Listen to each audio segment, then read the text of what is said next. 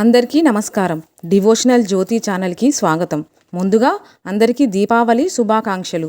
దీపావళి అనగానే నరకాసుర వధ, సత్యభామ కథలు మనసులో మెదులుతాయి. శ్రీకృష్ణునితో కలిసి ఆమె ప్రదర్శించిన శౌర్య ప్రతాపాలు స్ఫురణకు వస్తాయి. సత్యభామాదేవి సత్రాజిత్తు మహారాజు గారి గారాల పట్టి అంటే కూతురు. సత్యభామ ద్వాపర యుగంలోని పాత్రే అయినప్పటికీ ఆధునిక వనితల స్వభావాలన్నీ ఆమెలో కనిపిస్తాయి. కంప్యూటర్ కాలంలోని వనితల మనోభావాలకు సమీపంగా తోస్తాయి. దీపావళి సందర్భంగా సత్యభామ శక్తి సామర్థ్యాలను, సుగుణ స్వభావాలను తరచి చూద్దాం. ఆమె నుండి మనం ఏం నేర్చుకోవాలో తెలుసుకుందాం. ముదితల్ నేర్వగరాని విద్యగలదే అన్న నానుడికి నిలువెత్తి సాక్ష్యం సాధ్వీమణి సత్యభామ. తనకంటూ ఒక ప్రత్యేకత ఉండాలనే తత్వం ఆమెది. అందుకే మిగతా యువతుల కంటే భిన్నంగా సంగీతం, నృత్య కళలతో పాటు యుద్ధ విద్యలలోనూ నైపుణ్యాన్ని సంపాదించింది. నేటి తరం మగువలు ఆమెను చూసి అలవర్చుకోవలసిన మంచి లక్షణం అది. అందం, అనురాగం, సకల కళా నైపుణ్యం, రాజనీతిజ్ఞత, వీరత్వం, సౌకుమార్యం సమపాళ్లలో కలగలిసిన శ్రీమూర్తి సత్యభామాదేవి. వ్యక్తిత్వం గొప్పదైనప్పుడే మన మాటకు విలువనిస్తారన్న సత్యానికి నిదర్శనం సత్యభామాదేవి.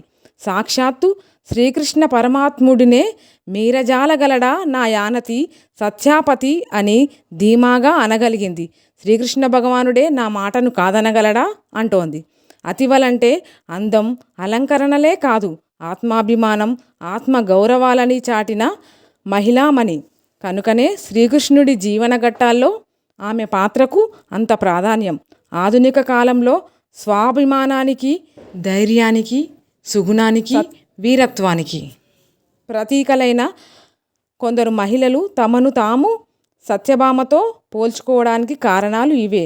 స్త్రీలు అనుసరించదగిన వ్యక్తిత్వ వికాస లక్షణాలు ప్రముఖంగా కనిపిస్తాయంటారు ఆధ్యాత్మిక ప్రవచన పండితులు. శ్రీకృష్ణ భగవానునికి సత్యభామాదేవికి కలిగిన సంతతి బాణుడు, సుబాణుడు, స్వర్బాణుడు, ప్రభానుడు, భానుమంతుడు, చంద్రబాణుడు, బృహద్బాణుడు, కలిబాణుడు, శ్రీబాణుడు. వీరే కాదు, మనం కూడా సాధ్వీమణి సత్యభామాదేవి బిడ్డలమే.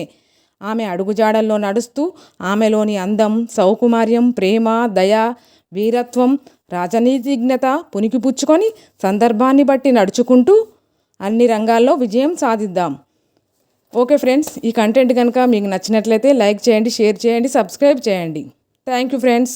మాతృభాషలోనే మాట్లాడుకుందాం, ఇతర భాషలను గౌరవిద్దాం.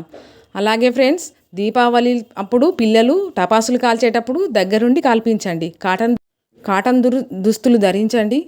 ఆరోగ్యంగా ఉండండి.